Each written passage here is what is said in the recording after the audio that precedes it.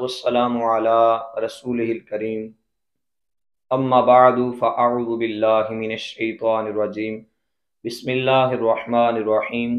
ولا تلبسوا الحق بالباطل وتکتموا الحق وانتم تعلمون۔ ترجمہ، اور حق کو باطل کے ساتھ نہ ملاؤ اور جان بوجھ کر حق نہ چھپاؤ۔ یہودی علماء نبی کریم رؤوف الرحیم صلی اللہ علیہ وآلہ وسلم کی عظمت و نبوت سے متعلق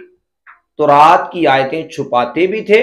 اور کبھی کچھ بیان کرتے تو ان کے ساتھ اپنی طرف سے کچھ باطل باتیں ملا کر بھی بیان کر دیتے۔ مثلا اپنے پیروکاروں سے کہتے کہ محمد صلی اللہ علیہ وآلہ وسلم نبی تو ہیں لیکن ہمارے لیے نہیں بلکہ دوسروں کے لیے ہیں۔ یہودی علماء نے اس طرح کی کئی باتیں گڑی ہوئی تھیں جن کے ذریعے وہ جان بوجھ کر حق چھپانے اور حق کو باطل کو ملا کر دھوکہ دینے کے طریقے اختیار کیے ہوئے تھے۔ علامہ علی بن محمد خازن رحمت اللہ تعالی علیہ فرماتے ہیں، اس آیت سے معلوم ہوا کہ ہر ایک کو چاہیے کہ وہ حق کو باطل سے نہ ملائے، یعنی ان لوگوں کو ہی اللہ رب العزت نے نہیں فرمایا، یہ فرما رہے ہیں کہ قول یہ ہے کہ ہر ایک کو چاہیے، اب بھی جو علماء ہیں ان کو چاہیے کہ حق بیان کرنا چاہیے، حق پہ ڈٹ جانا چاہیے، حق اور باطل کو ملا نہیں دینا چاہیے، بلکہ اللہ رب العزت فرما رہا ہے حق کو بیان کرو، باطل اور حق میں فرق ظاہر کرو کہ یہ فرق ہے، یہ باطل ہے اور یہ حق ہے، یہ ہمارا دین اسلام حق پر ہے اور یہ جو کفر ہے یہ باطل ہے، ختم ہونے والا ہے۔ اسلام ایک ایسا مذہب ہے جو سچا مذہب ہے، کفر جھوٹ ہے۔ اور اللہ رب العزت نے فرمایا کہ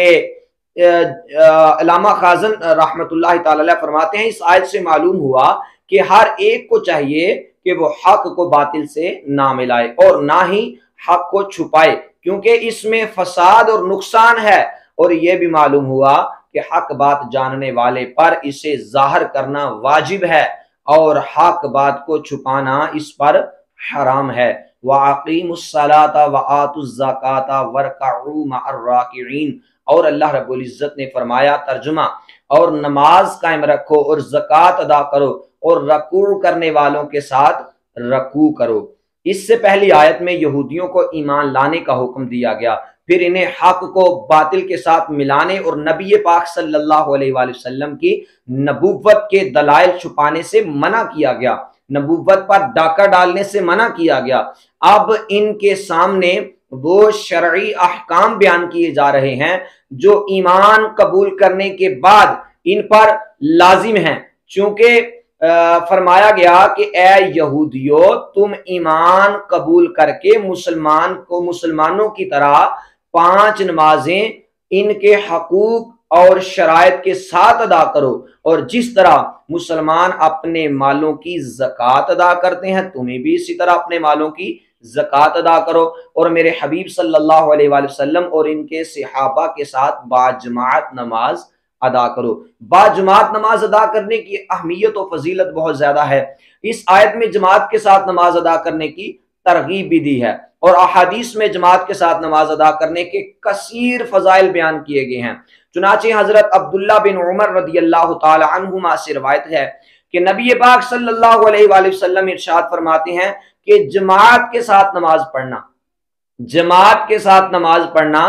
تنہا نماز پڑھنے سے 27 درجے زیادہ فضیلت رکھتا ہے۔ حضرت عثمان غنی رضی اللہ تعالیٰ عنہ کے غلام حضرت حمران رضی اللہ تعالیٰ عنہ سے روایت ہے کہ حضور علیہ السلام نبی کریم رؤوف الرحیم ارشاد فرماتے ہیں، جس نے کامل وضو کیا پھر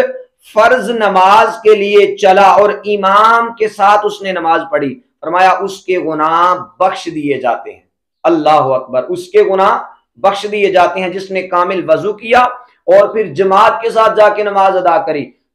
کی تو اللہ رب العزت اس کے گناہوں کو بخش دیتا ہے۔ حضرت ابو ہریرہ رضی اللہ تعالی عنہ سے روایت ہے، اللہ اکبر، حضور پر نور شافی محشر، آپ فرماتے ہیں کہ جو اچھی طرح وضو کر کے مسجد کو جائے اور لوگوں کو اس حالت میں پائے کہ وہ نماز پڑھ چکے ہیں تو اللہ تعالیٰ اسے بھی جماعت سے نماز پڑھنے والوں کی مثل ثواب دے گا اور ان کے ثواب سے کچھ کم نہ ہوگا۔ یعنی جو جماعت کی غرض سے جاتا ہے کہ میں مسجد میں جا رہا ہوں، میں جماعت کے ساتھ نماز پڑھوں گا، اس کے جانے سے پہلے پہلے نماز ہو جاتی ہے تو فرمایا اللہ تعالیٰ اسے بھی نماز میں جا کر مل جاتا ہے، یا نماز کی جماعت کی غرض سے جا رہا تھا، وضو کیا اس نے، مسجد کی طرف کیا تو اللہ تعالیٰ اسے بھی جماعت کا ثواب عطا فرما دیتا ہے۔ اور دوسری روایت یہی بیان کرتے ہیں حضرت ابو ہریرہ کہ رسول اللہ صلی اللہ علیہ وآلہ وسلم نے ارشاد فرمایا منافقین پر سب سے زیادہ باری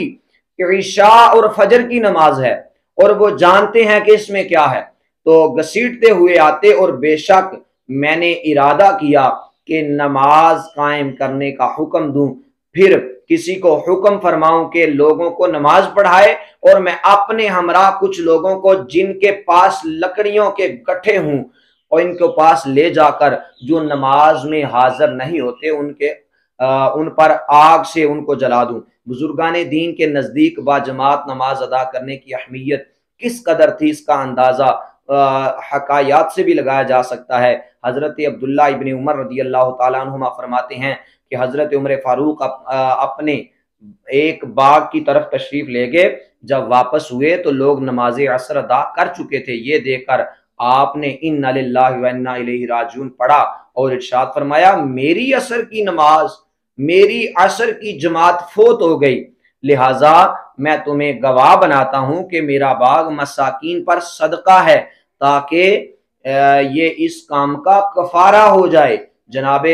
عمر فاروق رضی اللہ تعالیٰ عنہ آپ نماز کا اتنا اہتمام فرمایا کرتے تھے۔ حضرت حاتم اسم رحمت اللہ تعالی علیہ فرماتے ہیں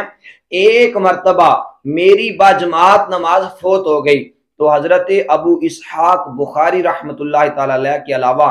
کسی نے میری تعزیت نہ کی، اور اگرچہ میرا بچہ فوت ہو جاتا تو 10,000 سے زیادہ افراد مجھ سے تعزیت کرتے، کیونکہ لوگوں کے نزدیک دینی نقصان دنیاوی نقصان سے کم تر ہے۔ اور اللہ تعالیٰ نے سب مسلمانوں کو باجماعت نماز پڑھنے کا حکم بھی فرمایا ہے اور دعا بھی ہے کہ اللہ تعالیٰ ہم سب کو باجماعت نماز پڑھنے کی توفیق عطا فرمائے۔